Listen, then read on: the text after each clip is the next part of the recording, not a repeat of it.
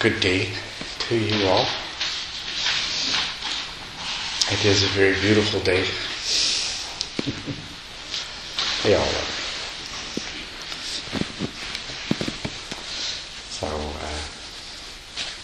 any questions? Anyone? Any question? Mm-hmm. Yeah. 有很多人说塞多纳的磁场非常的强，包括很多出家人跟修行人啊。可是我去的时候，我一点感觉都没有，所以我想问老师说，是不是我的感应器坏了，还是我修行不到家？这是第一个问题。可以问第一个吗 ？OK， 好。A lot of people mention that Sedona has very high the vortex, in Sedona. Mm-hmm. Okay, and not only the lay person say that, but also a lot of the monk and all those spiritual practice the person they mention about the vortex is so strong. But however, when I went to Sedona, how come I couldn't feel any strong energy at all? It's because my practice not get to the level enough to sense that vortex, or my sense is not sensitive enough to feel the vortex. 还有第二个问题。我等他一起回答。Oh, let's have second question. 就是老师对这有什么看法？就是对这个磁场这个有什么看法 Okay. And I also want to know how's your opinion regarding to the vortex. Maybe 是在那练习是不是有更好还是怎样？不是，就是说对那有磁场这种事情他的看法。All right, just your opinion regarding to the vortex. 还有第三个问题。Oh, third question. 老师住在 Arizona， 可是我想他不会是为了磁场的问题而住在 Arizona。And I also have a question. You choose Arizona to be your residency and practice in that Arizona. I just curious, is that because of vortex? But maybe I don't think that way, but I'm still curious to ask. Okay, well, so the question of vortexes, in general, it's a kind of experience that there's not an explanation for based on our ordinary ways of seeing and understanding things. There's not any known physical cause for why some people feel certain kinds of energy in certain places. And not everyone does. And some people go to Sedona and they go to these places. People actually make money taking you to these places where the vortex is very strong. And they go there and say, I don't feel anything at all. You don't feel anything at all? Some people say, a lot of people do. There's a lot of people that say, oh, wow, the vortex is so strong. And so, it's amazing. I've never had any experience like this. And there'll be somebody else on the same Jeep trip says, I don't feel anything at all. This is all your imagination. You heard about it from somebody else and it's your fantasy. And so some people experience it and some people don't. And there probably is, if somebody tells you there's a vortex to be experienced somewhere, you're probably more likely to experience one. But I don't know that that's a satisfactory explanation because some people, without anybody ever having said something, they experience it and then later on they say, yeah, I had the same experience. So I don't know. There's much more to this world than what we ordinarily... There's much more to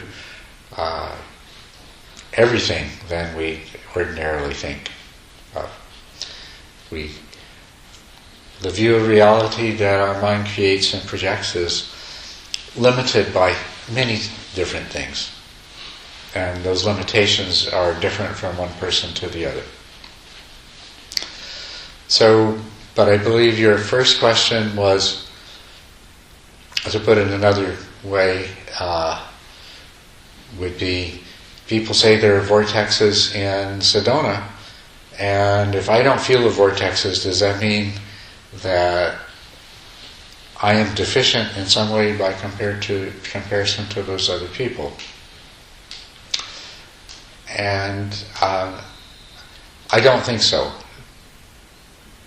Different, obviously, but perhaps you're feeling what they are, but you're not attributing the same significance to it. Or maybe you are expecting to experience something different, and so you're, it's like maybe in terms of your own subjective experience, you're looking in the wrong place, and it's there, but you're not finding it. Or maybe it's not there, and so it's really difficult to say. So if you were to, even if you were to go back to Sedona and then feel the vortexes there, then you'd probably be wondering, now, am I really feeling them, or is this just because I wanted to and everybody else was? So,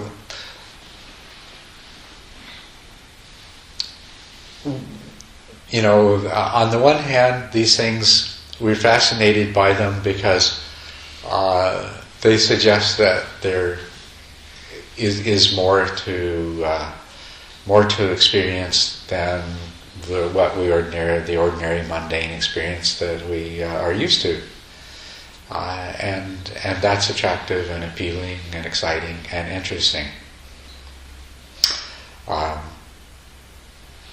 But it's not essential.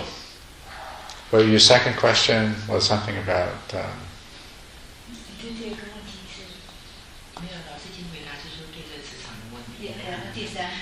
第三个就是说，老师住在石头岛，我不认为他是为了磁场的问题。住 Okay. 在石头岛。 She feel like that you already answered the second question. Second question is what's your opinion regarding the vortex? Oh, okay. Yeah, and the third question is why you choose Arizona? Okay. Is because that vortex? Or, but even though I don't think so, but I still want to ask. Well, and the second and the third questions are related. Because, when I go to Sedona, I find it to be a very beautiful place, and it makes me feel very good. And I have a sense that there's something very special about it, a special energy about it. The reason that I chose to go to Arizona is I had been to Arizona many, many times before I moved there from Canada, and I actually had lived there for a long time as a child and always loved it and liked to go back. And one of the reasons I like to go back is I really enjoyed the feeling that I had everywhere in Arizona. Everywhere I went, it just gave me a very, very wonderful feeling, made me feel more alive and aware and connected with something that's difficult to say what it was. The particular place that I live in Arizona has it's like Sedona in that it has very, very strong feel. People always say that they feel that there's something spiritual about that place. And there's a few of you here who have been there, and I don't know, you may have had that experience. It's very common for people who go to the place I live to say that it's a very amazing place and that there's a very strong feeling of a special kind of energy there. And I agree, I find that there myself.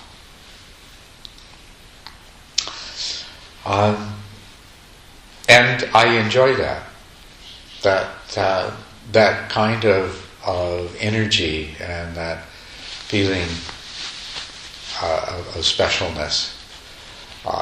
It's a good thing to have in a place where you live. It's a good thing to enjoy in a place when you visit. So to enjoy it and appreciate it, to be grateful for it, when it's there, my opinion is that's what you should do. Enjoy it, appreciate it, and be grateful for it. and share it with others.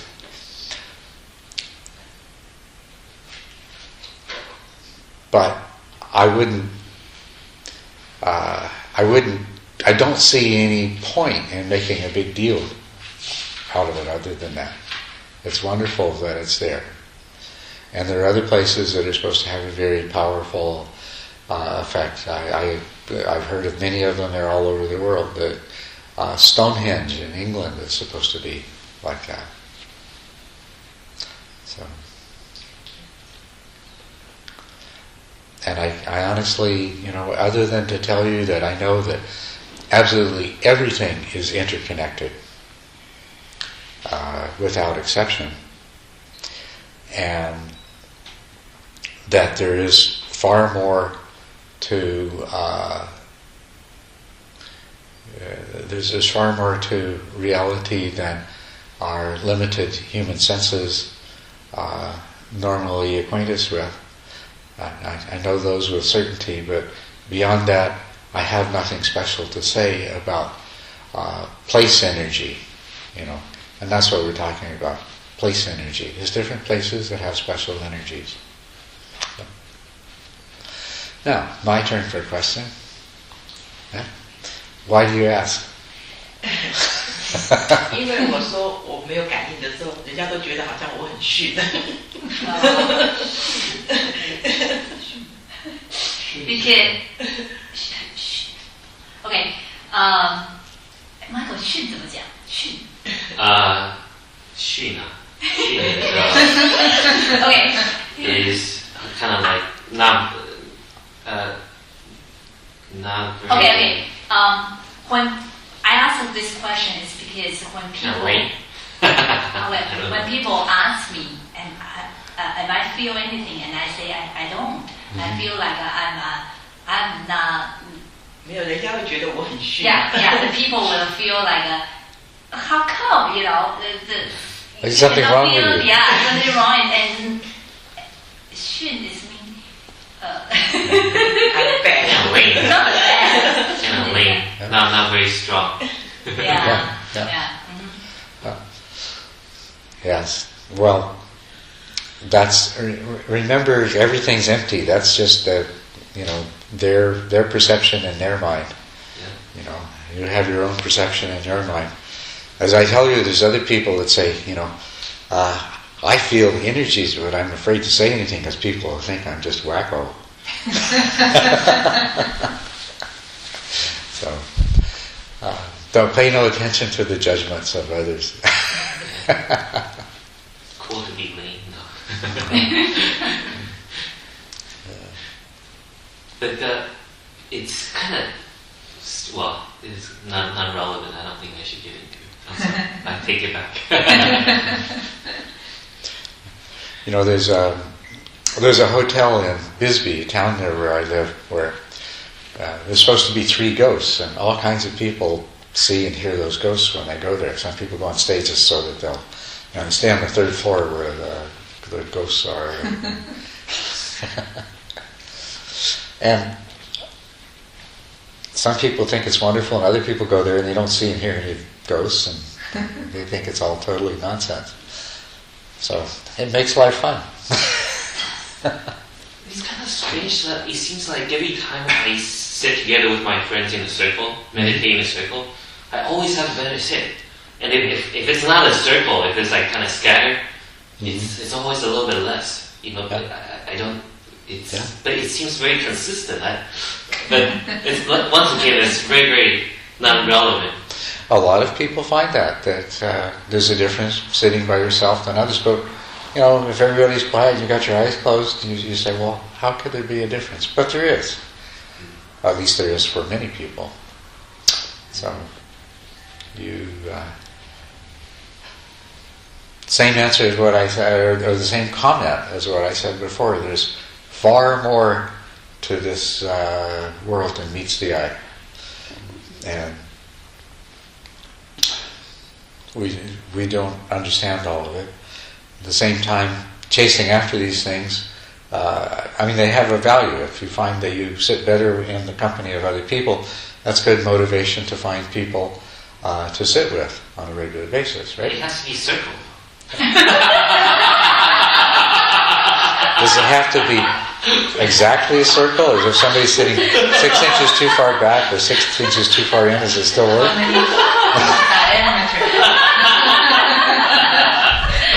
That's weird. What diameter is it? Yeah, it generates like this special vortex, and it's kind of amazing.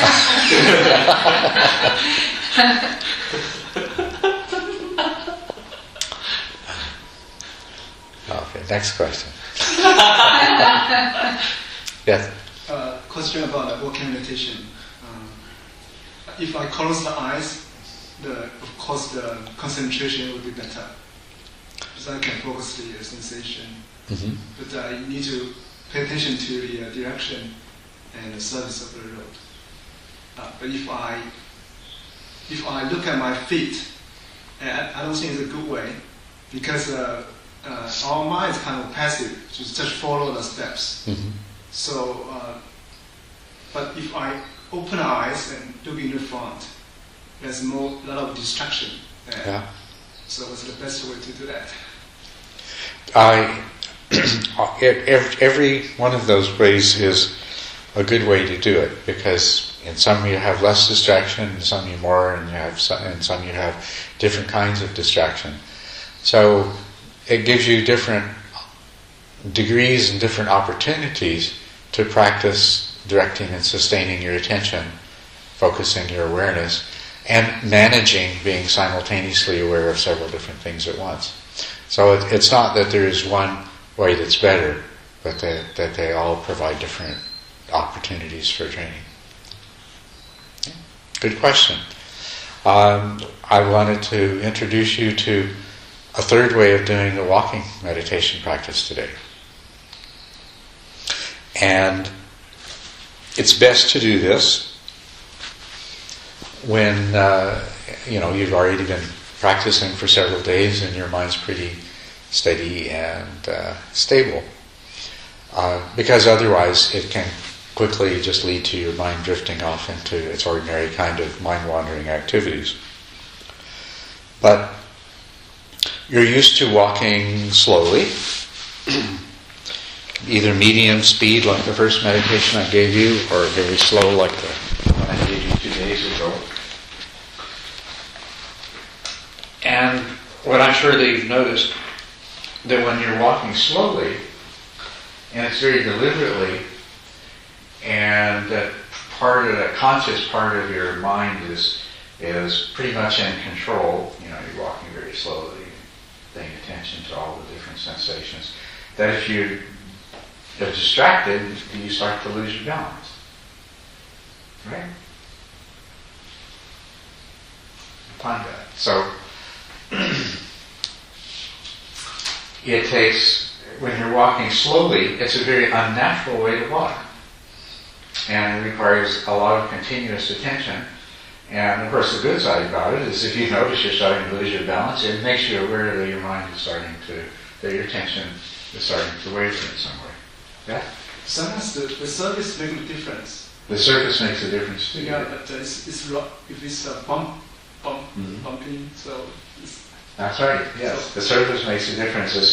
And so when you're walking outside, especially, if you were walking inside, you could walk very slowly and still become pretty absent-minded. But outside, where there's, different slope, or there's a rock there, or things like that, it's pretty good.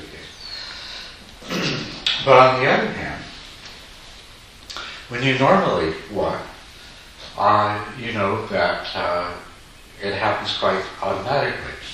And so this third way of practicing is to walk in a more natural way, in a more automatic way. still not really fast, but an automatic way of walking. And this time try to get in the place of being the visitor in your body, the observer. You landed, and you're just watching what's happening. You're watching the body and the mind interact.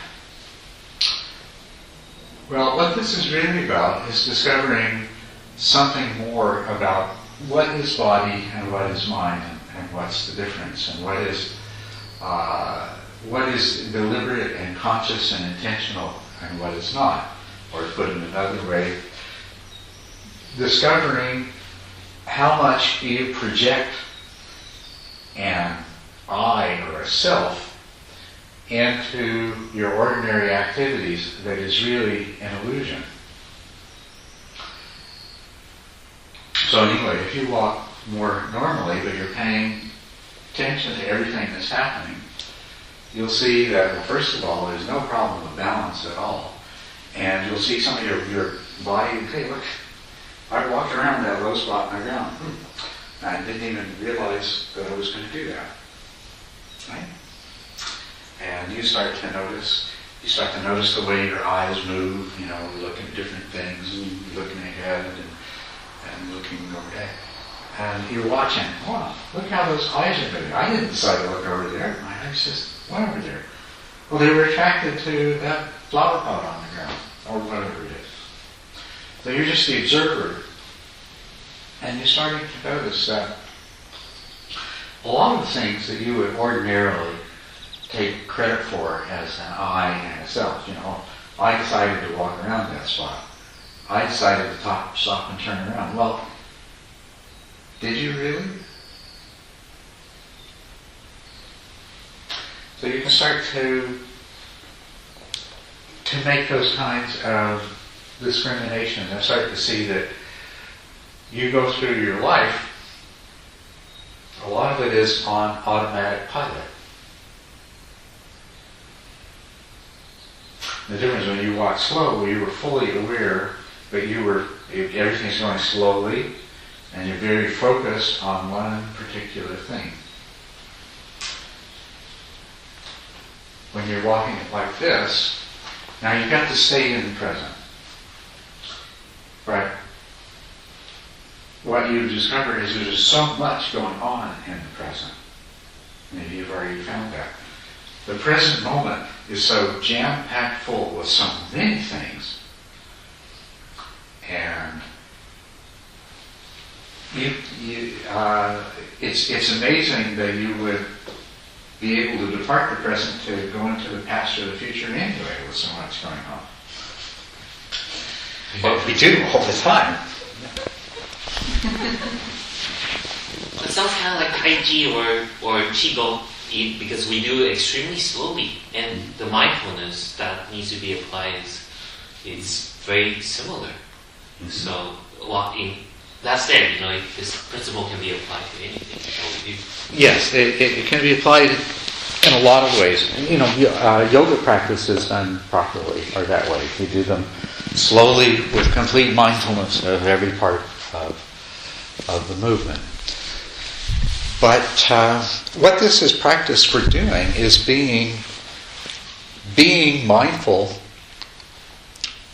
when you're out in the world and being active, being aware of what's going on. In the process of this, your main focus is going to be just observing your body and what it does. But it's not just the body, it's also the mind. And what you're going to notice is that there is no sharp line between what's the body and what's the mind. So it seems like the body's walking by itself. And it seems like there are mental processes taking place, but they're obviously not the kinds of conscious deliberation. Like I say, you didn't decide to change direction and walk around something, but you watched it happen.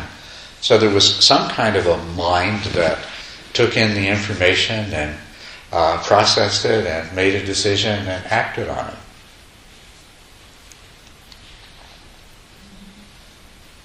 Yeah. So should we also observe the surroundings? Yes.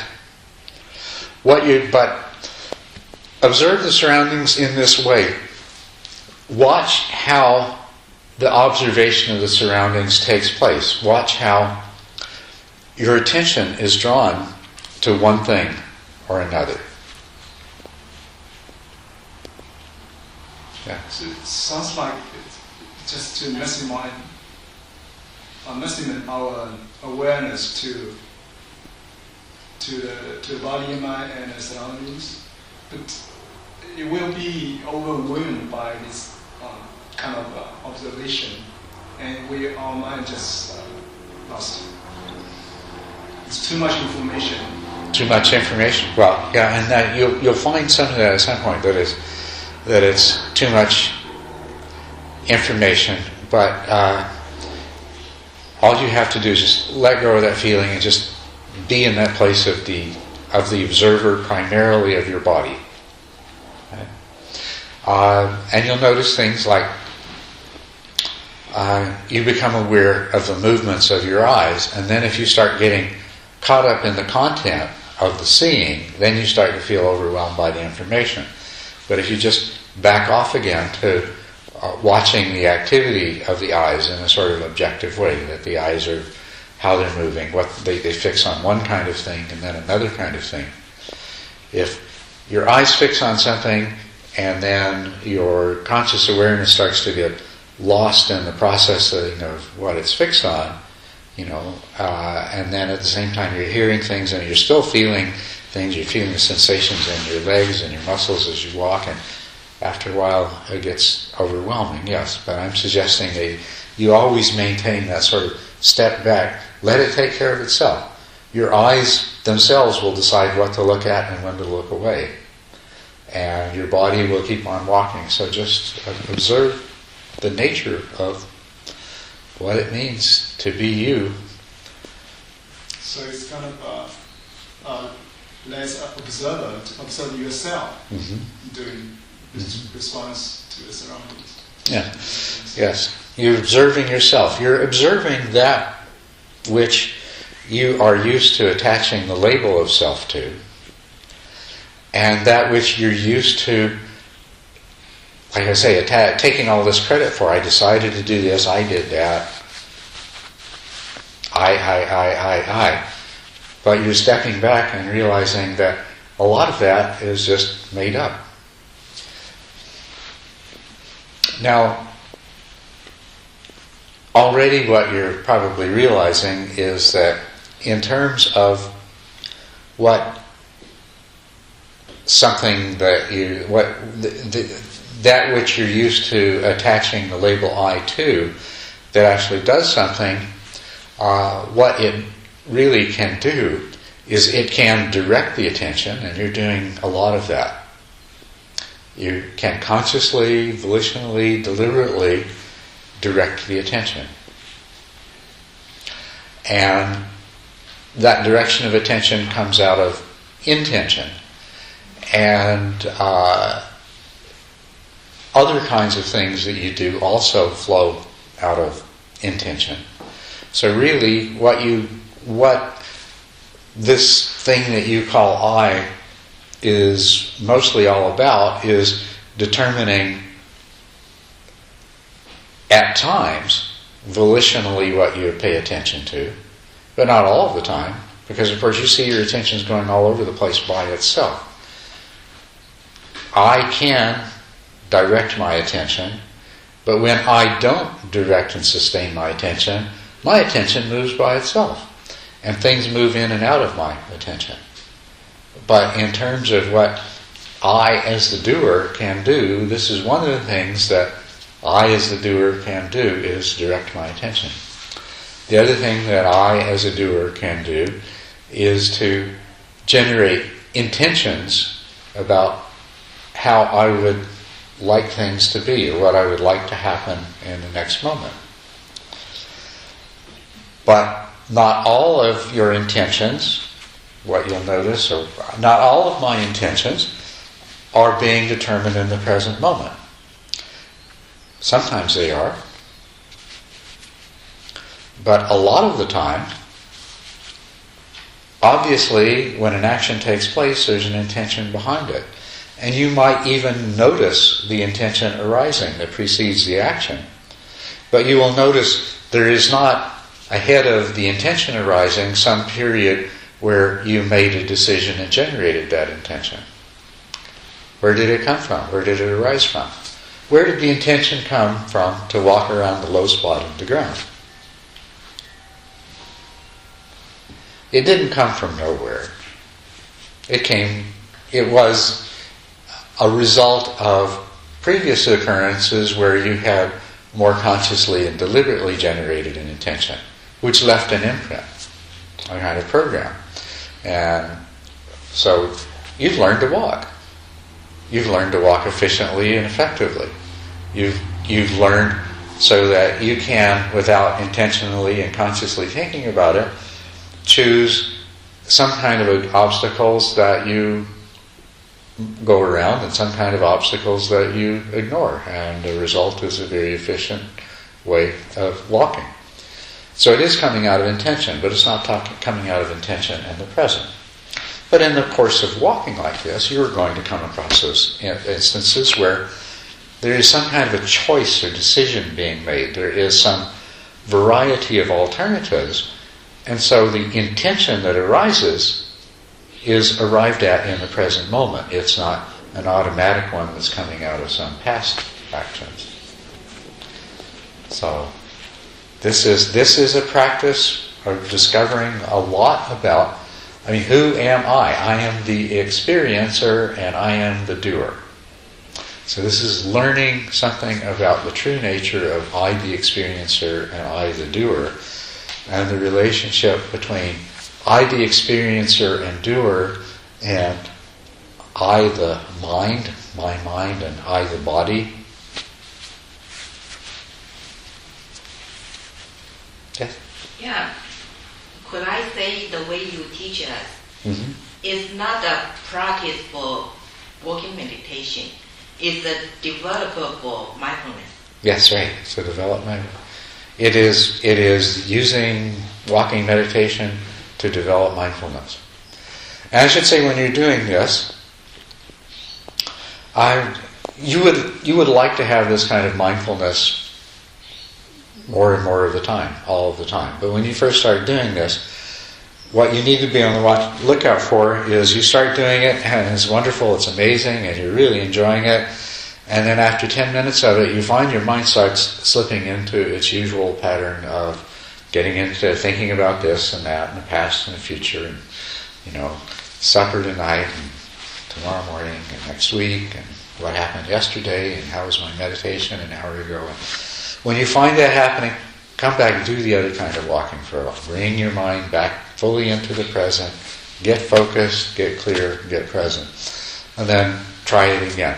But now you have 3 different ways of walking to experiment with and try for different applications. But this is a way that's developing mindful awareness, and it's developing mindful awareness in such a way that is going to lead to insight. Yes? Is it the same as the momentary concentration, or is it different? What you're doing is you're taking the concentration that you have developed on a fixed object, and now you're using that concentration in a non-fixed way. And so, yes, it would be called momentary concentration or kainika concentration. There is this term, momentary concentration, this kind of concentration that's talked about. There is some confusion about that, and so if you have already come across it, or if you come across it in the future, please don't make the mistake some people do. Some people say, momentary concentration, that sounds a lot easier because concentration on a fixed object is a lot of work and it's hard to do. But momentary concentration, since it only has to last a moment, that'll be a lot easier. And it's not. As a matter of fact, you can't really have momentary concentration until you have already developed reasonably good concentration through practicing with fixed objects. Because it is not the concentration that's momentary, it's the object. And so if you're doing this practice properly, your concentration is constant. Your mindful awareness is constant. You're not at any point is your mind drifting or wandering or moving on its own. You are fully aware of each thing, but you're allowing the object to constantly change, and sometimes to change it yourself through deliberate intention. So it's the object that's momentary, it's not the concentration. And it's not an easy shortcut way to concentration that avoids having to sit and practice using a fixed object. It's something that you will develop through the result of developing some stability of mind and attention. So thanks for bringing that up. Yes. So we often say that bringing the concentration to our daily life, it's actually kind of very easy to say, but it's require a lot of effort to do. It's much easier to say than to do. Yeah, right. Yeah. And one of the most powerful practices that you can do is to practice mindful awareness in your daily life. And in a sense, you could look at all of the formal practice as means that allow you to come to the place of being able to do that. Because that's where we always get lost. When you're being really mindful and then something comes up and away you go, and lostness again.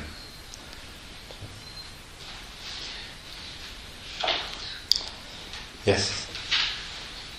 Why do we need to do everything slowly? It seems like we can practice the mindful awareness without doing things slowly. But you said that by doing it slowly, when we are not very, very aware, then we will lose our balance. So I guess it's an indication that our mindfulness is not good, and we kind of increase the mindfulness. Yeah. Well, doing it slowly, losing your balance when you're walking slowly is not the reason that you walk slowly. It's just actually a useful side effect, as it helps you to become even more aware when your mind wanders, or when your attention drifts. But the reason for doing things slowly is, well, it's like any skill. We practice it doing it slowly so that we can do it. We can still be able to do it with that same degree of precision at a higher speed later on. Sounds like same reason why people who do Tai Chi, they do it slowly.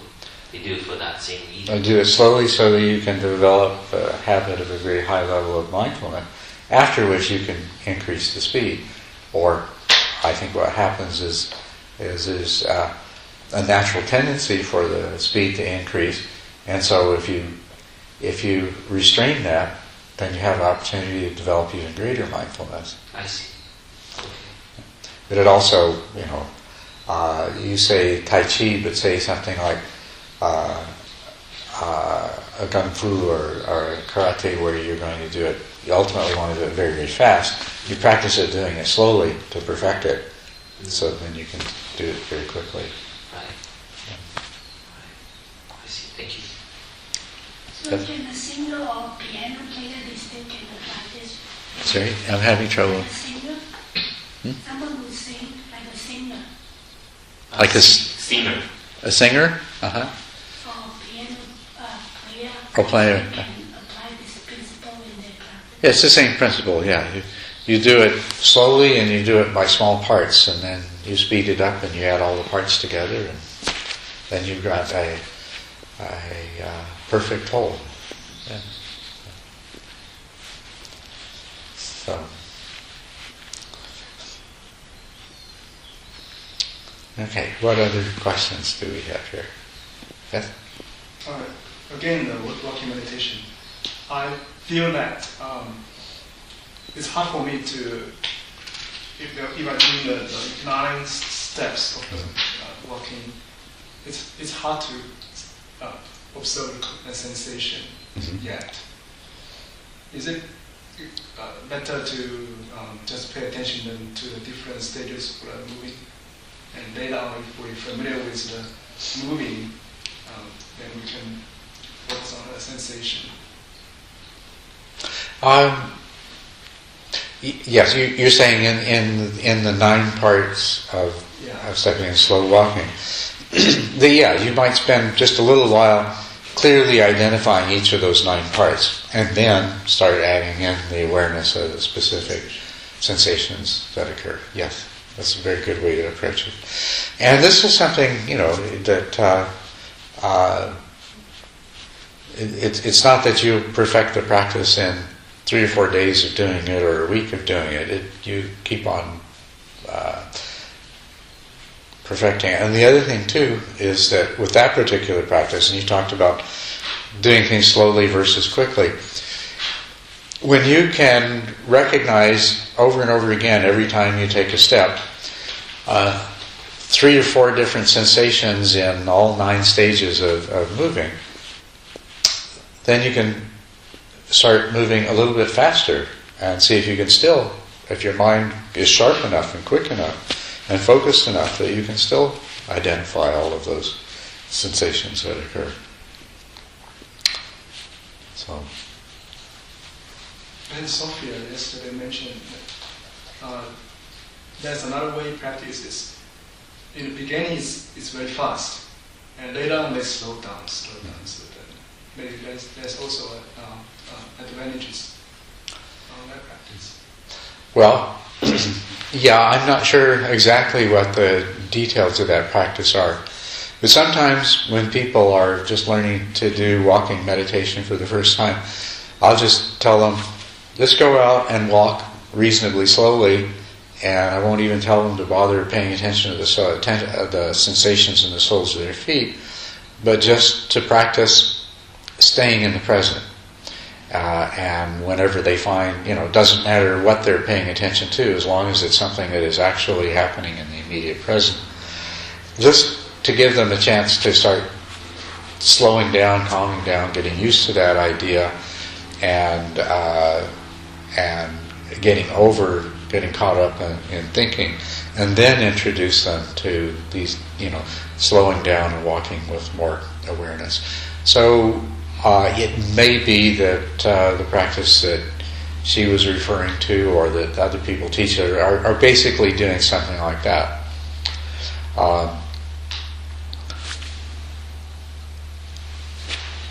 It's called being in the present moment, and it's a very easy way to introduce somebody to the general idea of what meditation is about, stopping the process of getting lost in discursive thinking. And then the next step in that is to try being in the present moment silently, because the easiest way to stay in the present moment, and most people will naturally tend to do it, is they'll start talking to themselves about everything that they're seeing and feeling and so on and so forth. And that gets that part of their mind, that discursive part of their mind engaged in being in the present moment. It's very good and it's very effective. And once they've learned to do that, then the next stage in the practice is be in the present moment silently. See if you can let go of all that chatter and just be. So, and these are also good ways to do walking meditation. So. Some people also said that if we cannot do it a very slow way, we maybe just pay attention to the left and right. Just pay attention to the movement. That's right. That's another way of doing the walking meditation, is just noting. Usually that's a part of a noting practice. And you start out noting left, right, or sometimes just stepping, and then left, right, and then gradually move into lifting, moving, placing, lifting, moving, placing, and so forth.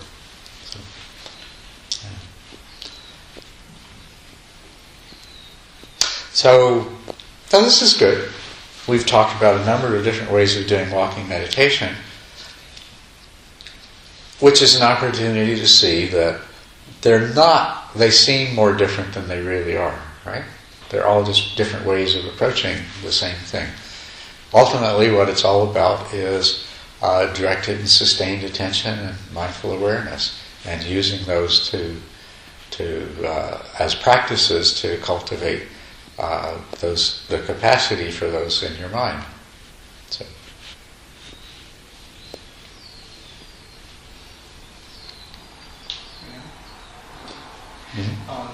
You mentioned you not teach us, but you use the noting, labeling the 9 steps of the walking meditation. I found that as this, the advantage is we can enhance our awareness very efficiently. Yes. We label each part. Right. But after a while, the labeling become at a disadvantage because the feet is follow the labeling. It's not you labeling follow the feet. That's right. Yes. So it's like we are counting the breath, and in the beginning it's quite good, and after that the breath is following you automatically, habitually counting. So it's kind of yeah.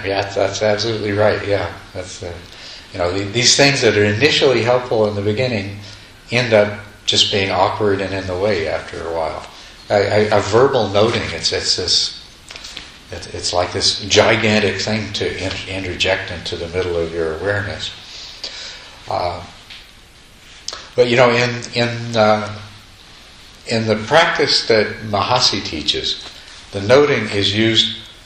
What it's doing there is you have your mind on sensation, and then it forces you to shift your mind into a different mode of conceptualization. And so your mind is going back and forth, back and forth, back and forth. And it's sort of breaking the continuity of your experience up. And it makes it come very clear that there is sensation, and then there is perception, and then there's sensation, and there's perception, and the perception is conceptual.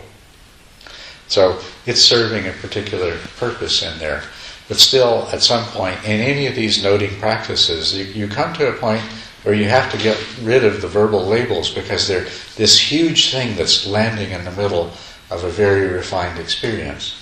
And it becomes too awkward and you have to get rid of it. Because you don't need it anymore as well, too. So, the Mahasi style practitioner, I think maybe they're doing the same way. In the beginning they use this labeling skill, and after that they need to give up. Yes, there is a point at which noting gives way to just noticing. But if you're doing the Mahasi style practice properly, even though there's not a verbal label and a noting, there is still the movement of the mind from sensation to conceptualization so that you see them very clearly. Because one of the pathways to insight in that method is when you have the experience of seeing each sensation arises and it passes away, and then the mind's knowing of that sensation also arises and passes away. And so you see that not only is sensation impermanent, but the mind itself is the same impermanent series of completely transient events. So that's a very important part of that method that the noting and the noticing leads to. So to do that method properly, even though you stop using the labels, you still have to have that distinction between the sensation that arises and the conscious identification of its nature. And as a matter of fact, that's the way the instruction is described, is that you notice the nature of that which arises. So in other words, you need to make it very clearly which is the sensation, which is your conception. Yes. Yes. Whose method is this? What's that? Whose method? Oh, this is Mahasi Sayadaw. He learned it from, I believe, from Ledi Sayadaw, or maybe they both had the same teacher. It was a method that was developed in the forest tradition, Burmese forest tradition, and in the late 19th century, and spread all over the Theravadan countries and became very, very popular. And then in the 60s, when Joseph Goldstein and Jack Kornfield and all these people went to Asia and learned there, it's the method that they brought back. It's what most people think in North America think Vipassana is this particular method. So. But Vipassana means insight, and actually there's many different methods in all of the different Buddhist traditions for achieving insight. So, yes? Oh, I can see that if we do everything slowly, the very obvious obstacle will be impatience, because it'll take a lot longer to get things done, and of course, the mind always wants more and more. It has infinite amount of desire. So what are some of the good ways to overcome this impatience? Well, knowing, for me, knowing the fact that it causes suffering, naturally I let it go. But maybe there are other techniques that you like to. That's basically just to recognize impatience. That's just nothing but another mental formation. That's another. It's a distraction, no different than a thought. It's a kind of a thought, really. Yes. And so you treat it the same way you would any other thought. And the only time when you're really doing things slowly is in a retreat kind of situation where you don't have anything else to do anyway.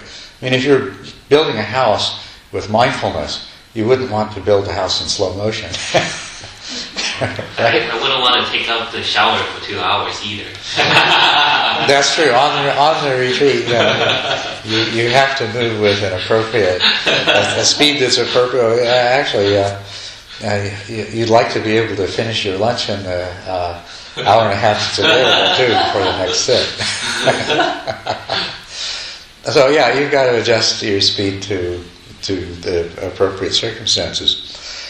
But when impatience or restlessness or any feeling like that arises, or frustration or disappointment or anything else, it's just another mental formation. It's just another thought. It's another distraction. It's exactly the kind of thing that you're practicing letting go of and ignoring, so that you can train the mind to function in a very carefully directed way. Just observe it, just the same like everything else. Yeah. And it's a great opportunity because impatience is somewhat subtler than, say, anger. It's and so it takes a little more mindful awareness to keep from making the mistake of saying, "Oh, I'm impatient," rather than saying, "Oh, there's impatience arising. Hi, impatience. Don't need you." Right? Because of that subtlety, and that's the problem that a meditator will have. I'm doing really well, but I'm getting impatient. What can I do about being so impatient? Well, you're not impatient. Impatience is just, another distraction that's arising. The problem with observing impatience is, once I'm fully aware of impatience, I immediately let it go, so I don't have the chance to observe it very, very long enough. Because naturally, it's like you're holding some hot coal. Mm-hmm. You don't want to keep it in your hand for too long. That's right. Well, it's not a problem, because it'll come back often enough that you'll get to observe it as much as it needs to be observed. And when it doesn't come up anymore, you don't need to observe it anymore.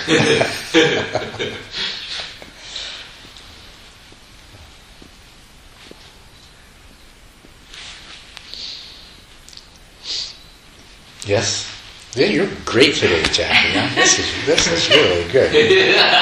Actually, there's more questions. Yeah. Venerable Salman, the Myanmar teacher, I think it's 19th century, monk. Yes. And he taught in the beginning of the breath meditation, you breath very quickly and in a forced way. Yeah. So, and what's your comment about this? Yeah, his method is it's interesting. I've never tried it. I read the detailed description of it, and my reaction was, I can't believe this really works. But it becomes very painful. People who've done it, and when they describe it, they say that this deliberate, very forceful breathing becomes extremely painful and unpleasant. And part of that practice is just to deal with the painfulness and unpleasantness of this very unnatural, forceful breathing. I know nothing about it at all, except that the fact that there is, I think, at least one center where it is still taught and monks come and learn and practice this technique.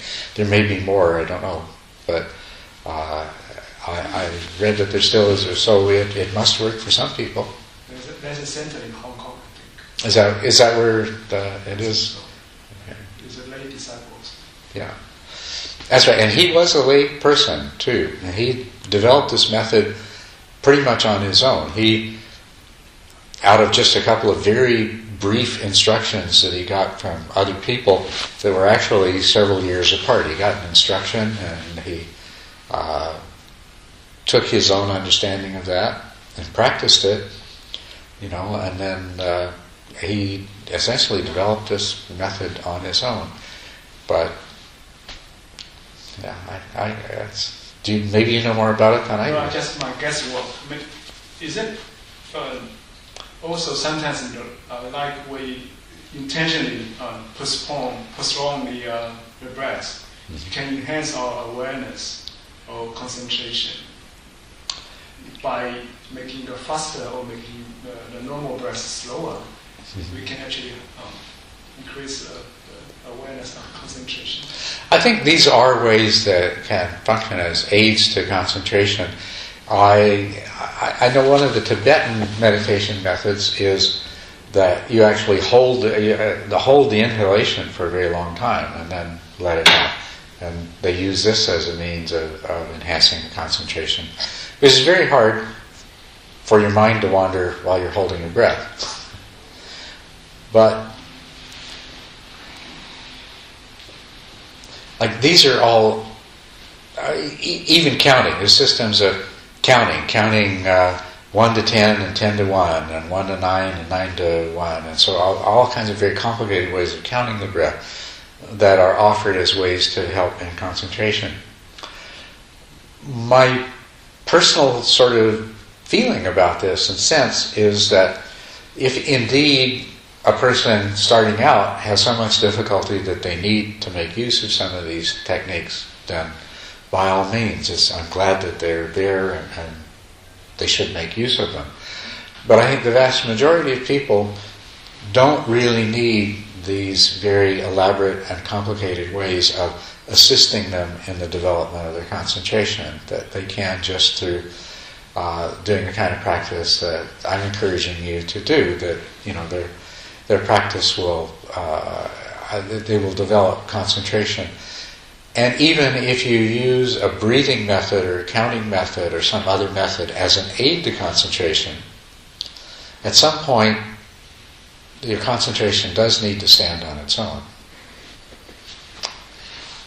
Yes? I want to share a little bit.